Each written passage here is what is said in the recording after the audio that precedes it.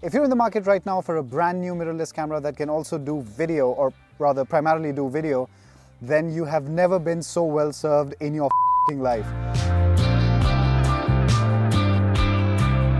Hello and welcome to this episode of Cameras Are Time Machines. My name is Chi and today we're talking about a brand new camera that's going to make your choice as a cinematographer harder than it has ever been before. So today we're going to compare features between the Panasonic GH5, the GH5s, Sony's brand new A7 Mark III, as well as the Blackmagic Pocket camera.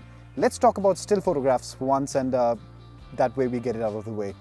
So the GH5 supports still photos, the GH5s supports still photos as well. The Sony A7 III is amazing at still photographs, but the Pocket Cinema camera, they say it can do photos, but nobody knows details about it. So apparently there's a still photograph button somewhere in the camera, but there are no details as to what happens when you press that button. Something happens in North Korea probably. So frame rate options all do slow motion. The GH5 can natively go up to 180 frames per second. Custom frame rates are also possible in the GH5s. Now both the GH5 and the GH5s can do variable frame rates, and the amount of control that you have over this is just mind-boggling. You don't really need some of these, but I'm sure somebody out there does. In-camera stabilization is just something that gets discussed quite a bit.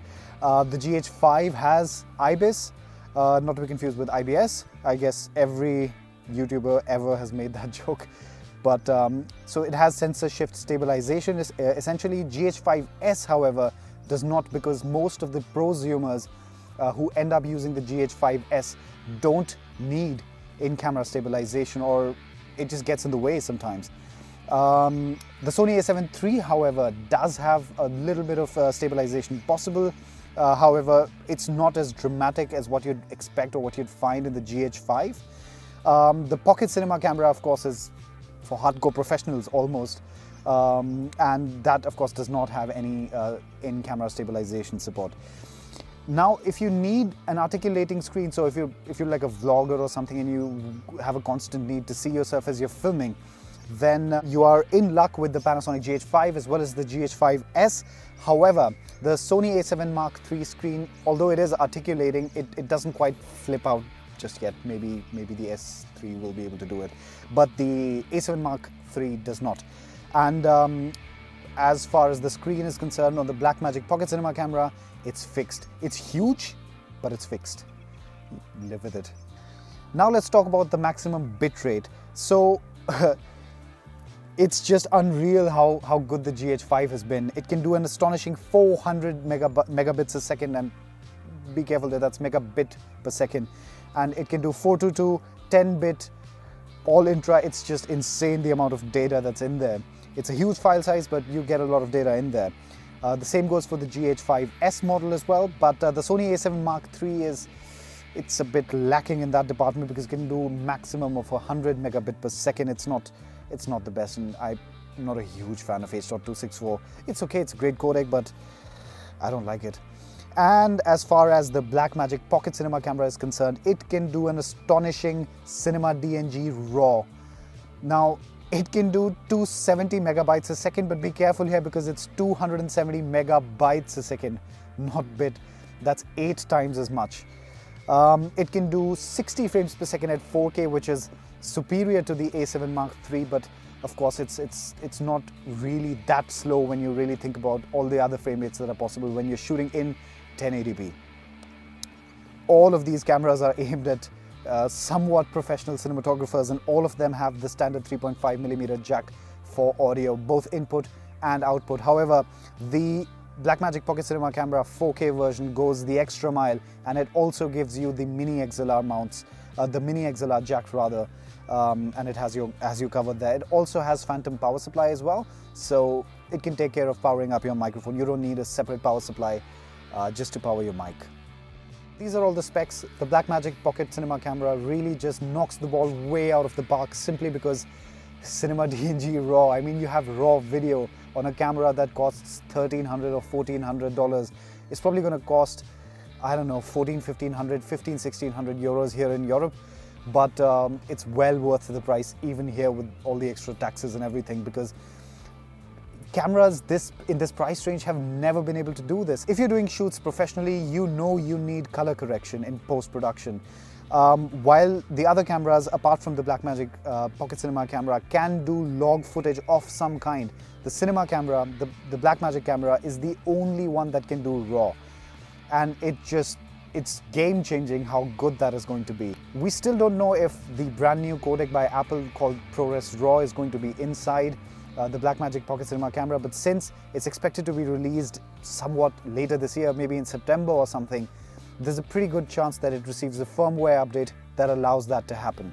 Which one is right for you? Well, your specific needs determine that more than anything else, but if you're a photographer of some kind and you really appreciate that full frame feel, you really want to do some astrophotography or get some amazing low light shots, then maybe the Sony A7 Mark III is the best camera for you of all of these. The GH5s does very well as well, but it's not really a high megapixel count camera. I mean, 10 megapixels is sometimes a little bit less if you want to use your images professionally. So the Sony A7 Mark III has more than 20 megapixels, which takes care of you. A lot of the complaints that were associated with the Sony A7S II's photographs and videos were something to do with the fact that the megapixel count of the sensor is way low. That is pretty much taken care of with this sensor, which is almost twice as many megapixels, not exactly twice, but in the ballpark here. The Sony A7 Mark III, I think, is one of the best cameras that have come so far in the year. I still don't know if Canon can come up with something, if there's any more events later down the year when Canon just blows our minds and comes up with something even more crazier. Chances are probably not. Canon's pretty late in the game already. Even if they release a camera now, the options that are available in the market are just, you'd have to produce a truly insane camera to be able to compete with these four options. If you're a photographer and you really want to take your photography to the next level, maybe the Sony A7 Mark III is the best camera for you. The things it can do is unbelievable, especially in terms of autofocus. None of these other cameras are really known for their autofocus capacities, and in fact the GH5 and GH5s are famously bad at autofocus. The Sony A7 Mark III is just trend-setting.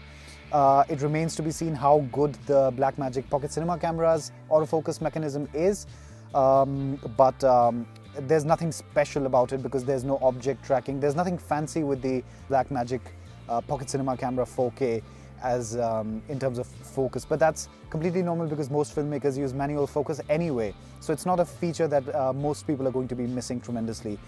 But it is something that is definitely nice to have.